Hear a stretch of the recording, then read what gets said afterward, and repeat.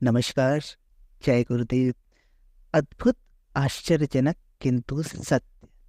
जी हाँ, ये किताब ऐसे अनुभवों का सार है, ऐसे अनुभवों का संकलन है जहाँ परिजनों ने गुरुदेव के आशीर्वाद से, कृपा से अपने जीवन में चमत्कार पाया, अपने जीवन में परिवर्तन पाया, अपने जीवन में कुछ ऐसा पा लिया जिनकी उन्हें उम्मीद नहीं थी। हालांकि गुरुदेव जब तक भौतिक शरीर में रहे तब तक अपने हर शिष्य, हर परिजन को ये कहते थे कि बेटा, मैंने तेरा काम तो कर दिया, पर ये किसी को बताना मत। अगर तुम सबको ये बताते रहोगे तो सब मुझे एक सिद्ध संत समझ लेंगे, चमत्कारी बाबा समझ लेंगे, और फिर मेरा काम करना मुश्किल होगा, यहां से वहां तक लाइन लग जाएगी। मुझे आदेश मिला है एक लोक सेवी का जीवन जीने के लिए, लोगों को अध्यात्म का सही मतलब समझाने के लिए। अतः मेरी चमत्कारों को तुम कम से कम मेरे जीते जी, कम से कम मेरे भौतिक शरीर में रहते हुए मत बताना। तो हालांकि गुरुदेव के जब भौतिक शरीर में वो थे तो भी कुछ साधक, परिजन, शिष्य अपनी घटनाओं का उल्लेख कर देते थे, किंतु फिर भी गुरुदेव इन सबको मना करते थे। गुरुदेव का भौतिक शरीर छूट जाने के बाद एक किताब प्रकाशित हुई, अद्भुत, आश्चर्यजनक किंतु सत्य। उसमें उन परिजनों की, उन शिष्यों की भाव विभोर कर देने वाली कहानियां हैं, जिसमें उन्होंने गुरुदेव के चमत्कार को साक्षात अनुभव किया। गुरुदेव के भौतिक शरीर छोड़ देने के बाद भी सूक्ष्म जगत से गुरुदेव कैसे काम करते हैं, स्थूल शरीर में रहते हुए गुरुदेव ने कैसे लोगों का जीवन बदला, इन्हीं सब कहानियों का संकलन है इस किताब में।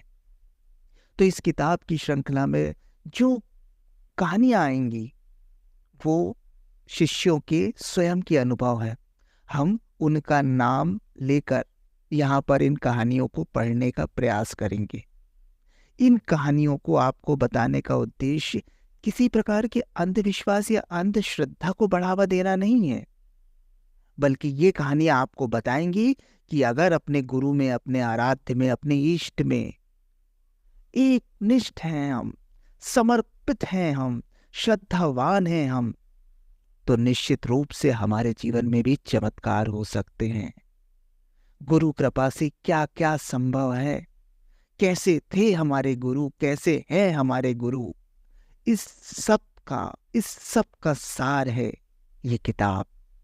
तो इस किताब की एक एक कहानियां एक एक वीडियो के माध्यम से आपके सामने हम प्रस्तुत कर रहे हैं। आप भी इनका आनंद लें और अपने जीवन में अपने आराध्य, अपने इष्ट के प्रति समर्पण भाव लाएं। समर्पण से चमत्कार घटित हो सकते हैं। तो शुरू करते हैं। कृष्ण कुमार विनोद दुर्ग जी कहते हैं कि मेरे पिताजी सन 1964 में ही गुरुदेव के संपर्क में आए।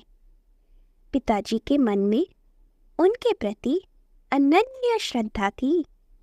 मुझे याद है, जब भी हमारे परिवार में कोई समस्या आती, गुरुदेव से प्रार्थना करते ही पता नहीं कैसे सारी समस्या सुलझती चली जाती थी।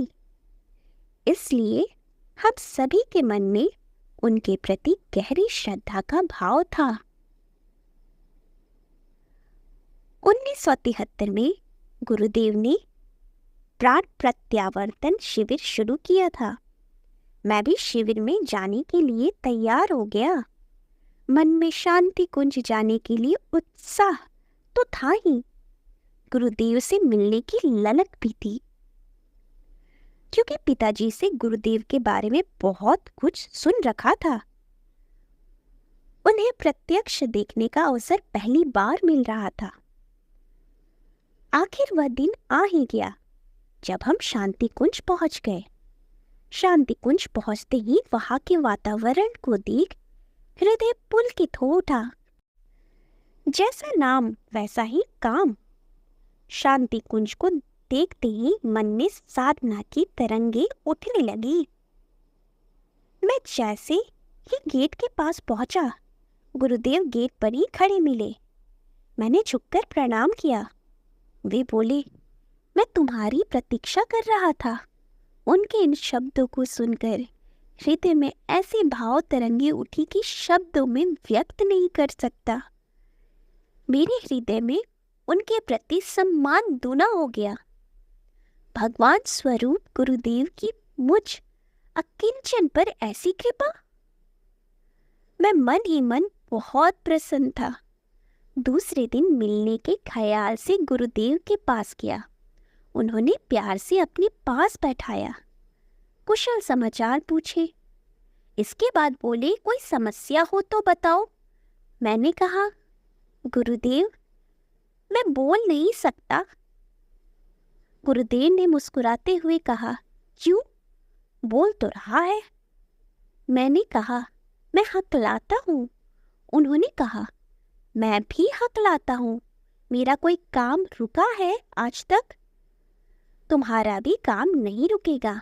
मैंने कहा, नहीं गुरुदेव, मैं प्रवचनकर्ता बनना चाहता हूँ।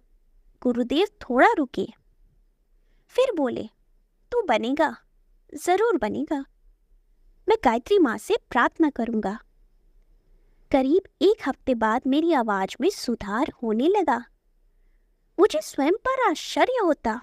धीरे धीरे 1 महीने के अंदर मेरी हकलाहट पूरी तरह दूर हो गई।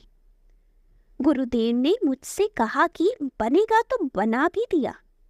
मुझे अच्छी सर्विस भी मिल गई और एक अच्छा वक्ता भी बना दिया, जो बहुत दिनों की मेरी दिली इच्छा रही थी।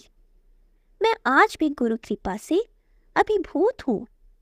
जिन्होंने स्वयं की हकलाहट दूर करने के लिए चमत्कारी शक्ति का सहारा नहीं लिया, अपनी संतान के लिए माता से प्रार्थना नहीं की, उन्होंने मेरी कमियों को दूर कर मुझे आत्महीनता की ग्रंथि से उबार लिया, जीवन पथ पर मजबूती से खड़ा होने लायक बना दिया। आज मैं धन्य हूँ उनकी कृपा पाकर। जय गुरुदेव।